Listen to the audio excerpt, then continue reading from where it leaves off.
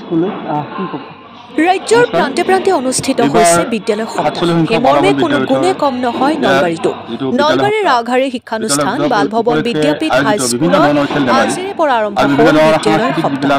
আজি প্ৰথম কাৰ্যসূচী হিচাপে থাকে ৰাতিপুৱা পতাকা উত্তোলন, ৰাতিপুৱা 8 বজাত শ্বহীদ তৰ্পণ, ৰাতিপুৱা 9 বজাত গছপুলি ৰোপণ, পুৱা 9:30 উন্মোচন, 10 বজাত সাংস্কৃতিক শোভাযাত্ৰা, লগতে দিনজোৰা কাৰ্যসূচী বিভিন্ন ধৰণৰ কাৰ্যসূচী ৰূপায়ণ কৰে। তাৰপিছত আছিলে নিউজ বৃক্ষৰোপণ, তাৰপিছত আছিলে যিটো সাংস্কৃতিক শোভাযাত্ৰা, ইয়াৰ পিছত কুইজ প্ৰতিযোগিতা আছে, আকস্মিক বক্তৃতা আছে। এনেকৈ আজিৰ প্ৰথম কাৰ্যসূচী। ইয়াৰ পিছত অহাকালি পৰহি শুক্ৰবাৰ 20 তাৰিখ আমাৰ মুকলি অধিৱেশন আছে। গতিকে এই যিটো আমাৰ বিদ্যালয় সপ্তাহ, এই বিদ্যালয় সপ্তাহৰ লগত সংগতি থাকি ল'ৰা ছোৱালীবিলাকৰ যিটো শাৰীৰিক মানসিক বৌদ্ধিক বিভিন্ন ক্ষেত্ৰত মানে এটা মানে বিকাশ হোৱাৰ এটা সুযোগ পোৱা যায়। আমাৰ প্ৰতি বছৰে ধুমধামে এনেকৈ অনুষ্ঠান চলে আৰু খুবেই মানে এটা ফলপ্ৰসূ আমি এটা ফল পাইছোঁহি। কাৰণ বিশেষকৈ আমাৰ এই বালভৱন বিদ্যাপীঠ হাইস্কুলৰ পৰা আমাৰ যিমানবোৰ ল'ৰা ছোৱালী ইয়াৰ পৰা মানে অধ্যয়নৰত হৈ ইয়াৰ পৰা ওলাই গৈছে, তেওঁলোকৰ বিশেষ ক্ষেত্ৰত ক্ৰীড়া ক্ষেত্ৰত বিশেষ সুখ্যাতি অৰ্জন কৰিছে।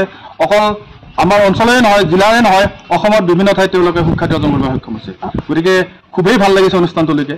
বিদ্যালয় সপ্তাহত স্পেচিয়েল গেষ্ট হিচাপে স্পেচিয়েল গেষ্ট বুলি ক'বলৈ গ'লে আমাৰ এজন মানে আমি নিমন্ত্ৰিত অতিথি আমাৰ লক্ষ্মীকান্ত তালুকদাৰ, তেখেত অৱসৰপ্ৰাপ্ত জ্যেষ্ঠ প্ৰশিক্ষক ITI কলেজৰ।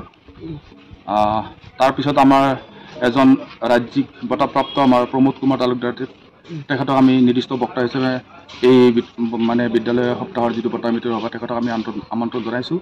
গতিকে এনেকুৱা বিভিন্ন ধৰণৰ মানে বিভিন্ন ক্ষেত্ৰত মানে সুখ্যাতি থকা ব্যক্তিসকলক আমি ইয়াত সম্বৰ্ধনা জনাম, তেনেকৈ আমি অনুষ্ঠানৰ আয়োজন কৰিছোঁ। ল'ৰা ছোৱালী বা ছাত্ৰ ছাত্ৰীৰ ক্ষেত্ৰত বুনিয়াদী শিক্ষা ল'বলৈ গ্ৰহণ কৰে। এই ক্ষেত্ৰত নলবাৰীৰ আগশাৰী শিক্ষানুষ্ঠান বালভৱন বিদ্যাপীঠৰ এইবাৰ যিহেতু হাইস্কুল শিক্ষান্ত পৰীক্ষা আহি আছে, কেনেকুৱা ধৰণৰ ৰিজাল্ট ছাত্ৰ ছাত্ৰীবিলাক আশা কৰে?